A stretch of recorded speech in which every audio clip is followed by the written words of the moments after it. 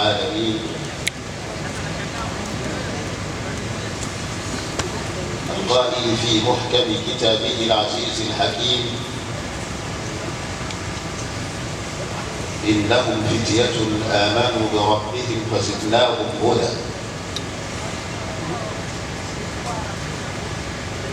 وأشهد أن لا إله إلا الله وحده لا شريك له ولي الصالحين. وأشهد أن نبينا محمدا عبده ورسوله الصادق الأمين، صلى الله وسلم وبارك عليه وعلى آله وصحابته والسائرين على نهجه والتابعين لهم بإحسان إلى يوم الدين. أما بعد،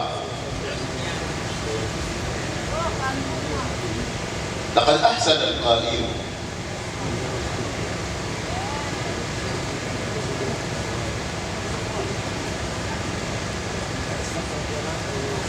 إنما الأمم الأخلاق ما بقيت، فإن هم ذهبت أخلاقهم ذهبت. zangu tuliohudhuria, niwaamkie kwa maamkizi mema, maamkizi ya Kiislamu, maamkizi ya watu wa peponi, huku nikimuomba Mwenyezi Mungu atujalie kuwa miongoni mwa watu wa peponi. Niseme kuwaambia assalamu alaikum wa rahmatullahi wa barakatuh. Wa alaikum salaam wa rahmatullahi.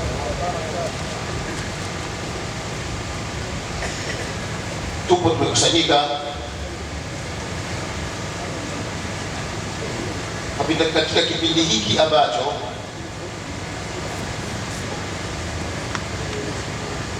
tunaadhimisha mazazi ya Mtume Muhammad salawatu rabbi wa salamuhu alayhi.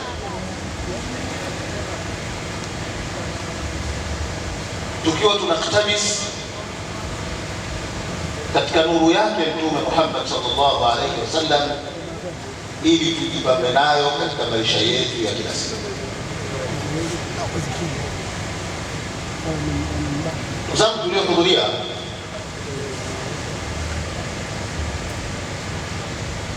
kama mtu atakuwa anaiangalia dunia kwa jicho la kina, huku akifuatilia maneno ya Mtume sallallahu alayhi wasallam yasemayo: a'maru ummati ma baina 60 wa 70. Umri wa kawaida wa kuishi kwa umma wangu ni kipindi kati ya miaka 60 na 70. Kama mtu ataiangalia dunia kwa kina, ataona marhala muhimu, kipindi muhimu katika kipindi cha maisha ya mwanadamu wa zama hizi ni kipindi cha ujana ambacho inaanzia miaka 15 na kinamalizia kwa mpaka wa mbali kabisa miaka 40. Kundi hili la watu kati ya miaka 15 na 40 ndio sehemu kubwa ya watu waliopo duniani leo.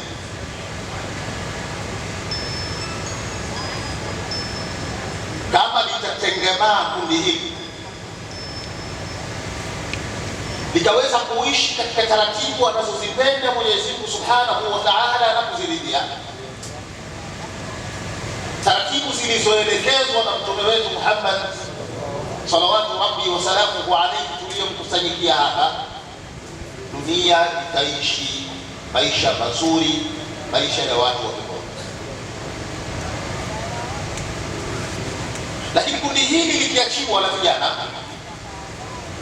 waishi kama vile wanavyosukumwa na ule ujana, dunia itaishi maisha mabaya, maisha magumu, maisha ambayo hayapendezi kwa yoyote. Kitu pekee ni cha kukiangalia ni namna gani vijana wanaelekezwa kujipamba na maadili yaliyokuwa mema. kwa sababu mtu mwaka mmoja mpaka 14 hana la kufanya, hana jambo. Sehemu kubwa ya mambo yake yanafanywa na watu wengine, na atakapomaliza miaka 60, atakapomaliza miaka 40, akianza 41, anajipanga namna gani nitaishi kipindi hiki ambacho sina uwezo wa kufanya jambo. Kwa hiyo kipindi cha kufanya majambo yote ni kipindi cha ujana, kipindi ambacho walio wengi wanasukumwa na mihemko. Swahili wanasema ujana maji ya moto. Wanasukumwa na mihemko, kinachokuja mbele yao kitu wanachopokea. Kwa tukiandaa kundi hili, uliandalia maadili yaliyokuwa mema, taishi katika taifa letu waja wema, lakini pia raia wema. Na taifa lolote linasifiwa kuwepo kwake na kufanya kwake mambo kwa kuangaliwa vijana. Ndio marhala inayozingatiwa katika maisha, na wala sio vijana ni taifa la kesho, ni la leo. Sema mmoja mwenye hikma anasema, inama al-umamu akhlaqu ma baqiyat, in hum dhahabat akhlaquhum dhahab.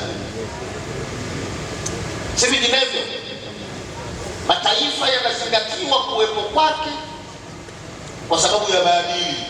Inama al-umamu akhlaqu ma baqiyat, ma baqiyat al-akhlaq baqiyat al-umam, fa in dhahabat akhlaquhum dhahab.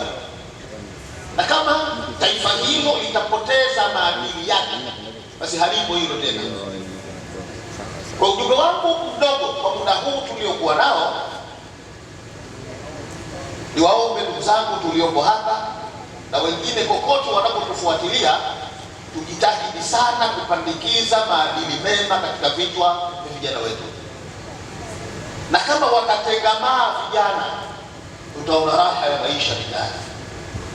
Na vijana wakikosa maadili mema, kurudi nyumbani kwako mtaani, wewe utaogopa usiku.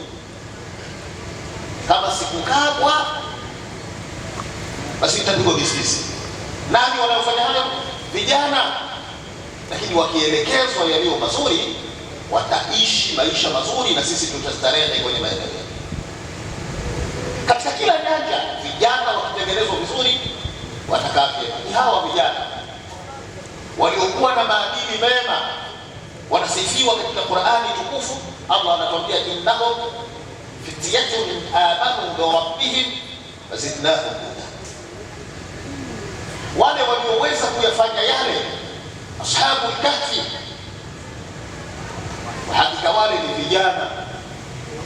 Amanu bi rabbihim, walikuwa na imani ya kweli iliyoambatana na maadili mema, wakaweza kufanya yaliyo mazuri. Allah anasema wazidnahum huda. Kwa vijana, kama tutawapandikiza maadili mema, kila jambo gumu katika taifa letu litatengenezeka. Lakini tukikosa kupandikiza maadili mema kwa vijana wetu, basi taifa hilo litakuwa liko tabuni katika kila kitu. Masiku machache yaliyopita, khairu shahidin ala ma naqul, masiku machache yaliyopita ni ushahidi tosha kwenye haya tunayoyasema. Waliosababisha vurugu mpaka watu wakakaa ndani siku 3 4 bila ya kutoka, walikuwa ni vijana. Nini? Wamepungukiwa na maadili katika vichwa vyao. Tukipandikiza maadili mema, yale na yanayofanana na yale hayawezi kutokea tena. Tukiacha kupandikiza maadili mema, kila aina ya lugha vijana hao watatafutiwa, na hatimaye nalumu zamanana wal aibu fina wama li zamanina aibu siwana. Tutalaumu nyakati, vijana wa siku hizi, vijana wa kipindi hiki, kumbe wal aibu fina, dosari tunayo sisi, dosari ipo kwetu sisi. Nini? Hatukupandikiza maadili mema kwa vijana wetu. Wama li zamanina aibu siwana. Vijana wetu hawana dosari yoyote, zama zetu hazina dosari yoyote, isipokuwa ni sisi wenyewe. Nini nafasi yako katika kutengeneza maadili mema kwa kijana ili aweze kuishi katika jamii hii kama kiungo wa kutenda kazi katika jamii na wala sio mgomoni? Kila jambo limefanywa katika ujana. Mtume Muhammad sallallahu alaihi wasallam, kwa kuwa himma yake jamii iwe jamii nzuri, aliwaelekeza watu kuoa, kuweza kutengeneza jamii nzuri, waoe katika umri wa ujana. Ya ma'shara shabab man istata'a minkum alba'ata falyatazawwaj, enyi vijana anayeweza mshike wa ndoa, harakati za ndoa, bali aoe. Ukioa uzeeni, nafika kipindi mtu anataka ice cream, halafu wewe ushampa ugali wa mhogo, unahangaika wewe unataka kula sasa hivi, wewe ice cream ya nini tena?